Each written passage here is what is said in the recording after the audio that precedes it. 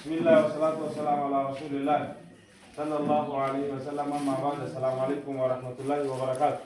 وعليكم السلام ورحمة الله وبركاته.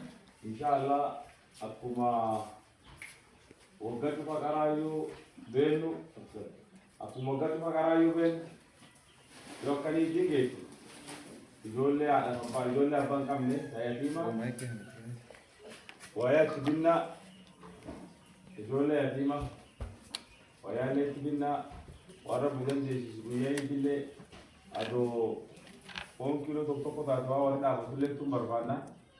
أما الحمد لله قري راجع بقري تكون وينام جاتن بسجيد سجيد بسجيد وينام جاتن بسجيد إن شاء الله الحمد وينام جاتن بسجيد أكون كرب زاوليدام نمي يتيم تو ونمي فده فلاتونت والربي نما فيل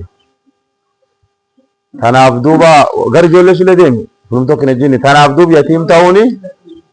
يتيم تو واني نمو في فده فلاتونت والربي نما فيلو نما مو جول يتيم برد أبتني إن كاركاراني وان دنداني إنسانين أولي لين كا ججباتني ijoollee tanini fanne guddiftanii armaan ga'u baasuu jirtan rabbiin galata keessan jannatan isanii haa deebisuuti.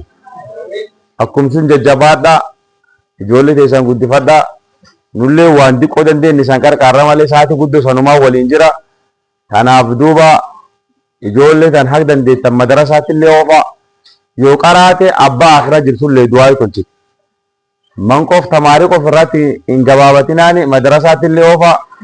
Madrasa le dubte abaratuti yo fula dibi dadabdan nabir gafida madrasa jolle oma wanni gaafade ko kolle nin jirtu jolle yatima o be nam diballe atatu barsisu jira in barsisa le amalle nami bese dibi sanin gaafat fula schoolatti le bese sanin gaafadu madrasa le bese sanin gaafadu jolle sanin nami dun nabir injur nam diko ko dufu jira gafidadda jolle isani barsisa isani qarasisa gafidadda manatti nambisina yoo waqaraa taadhaaf abbaan lee du'aa godhuu dandeetti tanuma isanii dhaama wabillahi tawfiiq wasalaamu alaikum warahmatullahi wabarakaatuh.